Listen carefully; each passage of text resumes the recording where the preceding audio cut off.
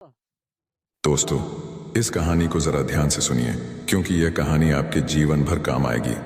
नमस्कार दोस्तों, हम अक्सर अपनी जिंदगी में यह सवाल करते हैं, क्यों मेरी किस्मत हमेशा मुझसे दूर रहती है और जब भी मुश्किलें आती हैं तो हमें लगता है कि हम किसी बुरी किस्मत के शिकार हैं। लेकिन क्या आप जानते हैं कि किस्मत कभी बिना संकेत दिए नहीं बदलती? जीवन में कुछ महत्वपूर्ण संकेत होते हैं जिन्हें पहचान कर हम अपनी किस्मत को एक नई दिशा दे सकते हैं। दोस्तों, किसी शहर के थोड़ी ही दूर एक गांव था। उस गांव में एक रेलवे स्टेशन था। उस रेलवे स्टेशन पर एक भिखारी रहता था जिसका नाम आनंद था। वह अकेला ही रहता था। वह वहां आने जाने वाली रेलगाड़ियों में बैठे यात्रियों से भीख मांगकर जो कुछ पैसे मिलते थे उसी से उसका अपना पेट भरता था। एक दिन जब वह भीख मांग रहा होता है तो सूट बूट पहने एक हट्टा कट्टा और लंबा व्यक्ति उसे दिखाई देता है। उसने सोचा कि यह व्यक्ति बहुत अमीर लगता है, इससे भीख मांगने पर यह मुझे जरूर अच्छे पैसे देगा। वह उस लंबे व्यक्ति से भीख मांगने लगा।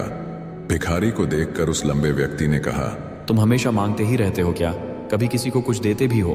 भिखारी बोला, साहब, मैं तो भिखारी हूँ, हमेशा लोगों से मांगता ही रहता हूँ। मेरी इतनी औकात कहाँ कि किसी को कुछ दे सकूं। लंबा व्यक्ति बोला, जब किसी को कुछ दे नहीं सकते तो तुम्हें मांगने का भी कोई हक नहीं है। मैं एक व्यापारी हूँ और लेन देन में ही विश्वास करता हूँ। अगर तुम्हारे पास मुझे कुछ देने को हो तभी मैं तुम्हें बदले में कुछ दे सकता हूँ। इतना कहने के बाद वह लंबा आदमी ट्रेन में बैठकर चला गया। इधर भिखारी उसकी कही गई बात के बारे में सोचने लगा। उस लंबे व्यक्ति के द्वारा कही गई बात उस भिखारी के दिल में उतर गई। वह सोचने लगा कि शायद मुझे भीख में अधिक पैसा इसीलिए नहीं मिलता क्योंकि मैं उसके बदले में किसी को कुछ दे नहीं पाता हूँ। लेकिन मैं तो भिखारी हूँ, किसी को कुछ देने लायक भी नहीं हूँ। लेकिन कब तक मैं लोगों को बिना कुछ दिए केवल मांगता ही रहूंगा? बहुत सोचने के बाद उस भिखारी ने निर्णय किया कि जो भी व्यक्ति उसे भीख देगा उसके बदले में वह भी उस व्यक्ति को कुछ जरूर देगा। लेकिन अब उसके दिमाग में यह प्रश्न चल रहा था कि वह खुद भिखारी है तो भीख के बदले में वह दूसरों को क्या दे सकता है। इस बात को सोचते हुए 2-3 दिन हो गए लेकिन उसे अपने प्रश्न का कोई उत्तर नहीं मिला था। एक दिन जब वह स्टेशन के पास बैठा हुआ था तभी उसकी नजर कुछ फूलों पर पड़ी जो स्टेशन के आसपास के पौधों पर खिल रहे थे। उसने सोचा, क्यों ना मैं लोगों को भीख के बदले कुछ फूल दे दिया करूं। उसको अपना यह विचार अच्छा लगा और उसने वहां से कुछ फूल तोड़ लिए। अब वह ट्रेन में भीख मांगने पहुंचा। अब जब भी कोई उसे भीख देता तो उसके बदले में वह भीख देने वाले को कुछ फूल दे देता। उन फूलों को लोग खुश होकर अपने पास रख लेते थे। अब भिखारी रोज फूल तोड़ता और जो कुछ लोग उसे भीख देते उसके बदले में उन फूलों को लोगों में बांट देता था। कुछ ही दिनों में उसने महसूस किया कि अब उसे बहुत अधिक लोग भीख देने लगे हैं। वह स्टेशन के पास के सभी फूलों को तोड़ लाता था। जब तक उसके पास फूल रहते थे तब तक उसे बहुत से लोग भीख देते थे। लेकिन जब फूल बांटते बांटते खत्म हो जाते तो उसे भीख भी नहीं मिलती थी। अब रोज ऐसा ही चलता रहा। एक दिन जब वह भीख मांग रहा था तो उसने देखा कि वही लंबा व्यक्ति ट्रेन में बैठा है जिसकी वजह से उसे भीख के बदले फूल देने की प्रेरणा मिली थी। वह तुरंत उस व्यक्ति के पास पहुंच गया और भीख मांगते हुए बोला, आज मेरे पास आपको देने के लिए कुछ फूल है, आप मुझे भीख दीजिए तो बदले में मैं आपको कुछ फूल दूंगा। उस लंबे व्यक्ति ने उसे भीख के रूप में 20 रुपये दे दिए और भिखारी ने कुछ फूल उसे दे दिए। उस लंबे व्यक्ति को बात बहुत पसंद आई। वह बोला, वाह क्या बात है, आज तुम भी मेरी तरह एक व्यापारी बन गए हो। इतना कहकर फूल लेकर वह लंबा व्यक्ति अपने स्टेशन पर उतर गया। लेकिन उस लंबे व्यक्ति द्वारा कही गई बात एक बार फिर से उस भिखारी के दिल में उतर गई। वह बार बार उस लंबे व्यक्ति के द्वारा कही गई बात के बारे में सोचने लगा और बहुत खुश होने लगा। उसकी आंखें अब चमकने लगीं। उसे लगने लगा कि अब उसके हाथ सफलता की वह चाबी लग गई है जिसके द्वारा वह अपने जीवन को बदल सकता है। वह तुरंत ट्रेन से नीचे उतरा और उत्साहित होकर बहुत तेज आवाज में ऊपर आसमान की तरफ देखकर बोला, मैं भिखारी नहीं हूं, मैं तो एक व्यापारी हूं, मैं भी अमीर बन सकता हूं। लोगों ने उसे देखा तो सोचा कि शायद यह भिखारी पागल हो गया है और अगले दिन से वह भिखारी उस स्टेशन पर फिर कभी नहीं दिखा। लोगों को लगा कि शायद वह दूसरे शहर चला गया होगा। समय गुजरता गया और फिर 8 महीने बाद इसी स्टेशन पर 2 व्यक्ति सूट बूट पहने हुए यात्रा कर रहे थे। दोनों ने एक दूसरे को देखा तो उनमें से एक ने दूसरे से हाथ मिलाया और कहा, क्या आपने मुझे पहचाना? दूसरा व्यक्ति बोला, नहीं, क्योंकि मेरे हिसाब से हम लोग पहली बार मिल रहे हैं। पहला व्यक्ति बोला, नहीं, आप याद कीजिए, हम पहली बार नहीं बल्कि तीसरी बार मिल रहे हैं। दूसरा व्यक्ति बोला, मुझे याद नहीं, वैसे हम पहले 2 बार कब मिले थे? अब पहला व्यक्ति मुस्कुराया और बोला, हम पहले भी 2 बार इसी ट्रेन में मिले थे। मैं वही भिखारी हूं जिसको आपने पहली मुलाकात में बताया कि मुझे जीवन में क्या करना चाहिए, और दूसरी मुलाकात में बताया कि मैं वास्तव में कौन हूं। दूसरा व्यक्ति मुस्कुराया और अचंभित होते हुए बोला, ओ, याद आया, तुम वही भिखारी हो जिसे मैंने एक बार भीख देने से मना कर दिया था, और दूसरी बार मैंने तुमसे कुछ फूल खरीदे थे। लेकिन आज तुम ये सूट बूट में कहाँ जा रहे हो और आजकल क्या कर रहे हो? तब पहला व्यक्ति बोला, हाँ, मैं वही भिखारी हूं, लेकिन आज मैं फूलों का एक बहुत बड़ा व्यापारी हूं, और इसी व्यापार के काम से ही मैं दूसरे शहर जा रहा हूं।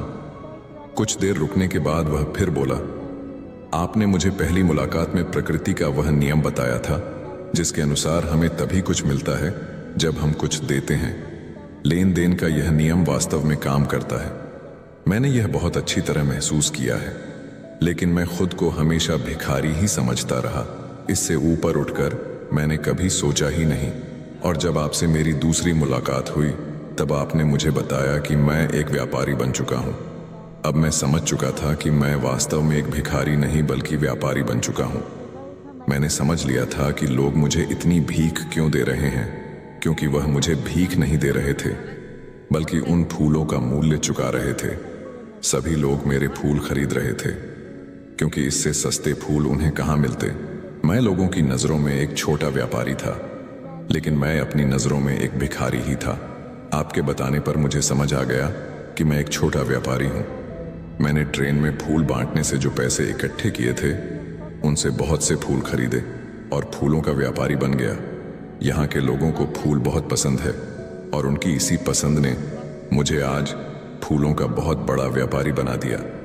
दोनों व्यापारी अब खुश थे और स्टेशन आने पर साथ उतरे और अपने अपने व्यापार की बात करते हुए आगे बढ़ गए।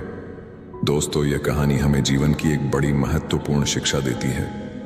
कहानी में लंबा व्यापारी गिव एंड टेक के नियम को बहुत अच्छी तरह जानता था। दुनिया के सभी बड़े व्यापारी इसी जीवन के नियम का उपयोग करके सफल हुए हैं। इस फार्मूले को उसने भिखारी को भी बताया। भिखारी ने इस प्राकृत नियम को अपना लिया और इसका असर उसके जीवन में साफ दिखाई देने लगा। उसने अपनी सोच बदली और उसकी जिंदगी बदल गई। यह कहानी हमें बताती है कि हम यदि अपनी सोच बदल लें तो कुछ भी हासिल किया जा सकता है। यदि हम खुद को छोटा समझते रहेंगे तो हम हमेशा छोटे ही बने रहेंगे। बड़ा बनने के लिए हमें अपनी सोच को बदलना होगा और खुद के बारे में बड़ा सोचना होगा।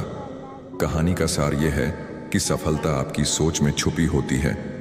खुद का आत्मसम्मान जगाए, अपनी सोच को बड़ा बनाइए और देखिए कैसे आप सफलता के शिखर पर पहुंच जाते हैं। दोस्तों, जीवन में सुख दुख सिक्के के 2 पहलू जैसे आते जाते रहते हैं। जब हमारे जीवन में सब अच्छा हो रहा होता है तो खुश होना लाजमी है, लेकिन जब हमारे जीवन में कुछ गलत होता है और चीजें हमारे अनुसार नहीं चल रही होती तो सबसे पहले हम अपना धैर्य खोते हैं और भगवान और अपनी किस्मत को कोसना शुरू कर देते हैं।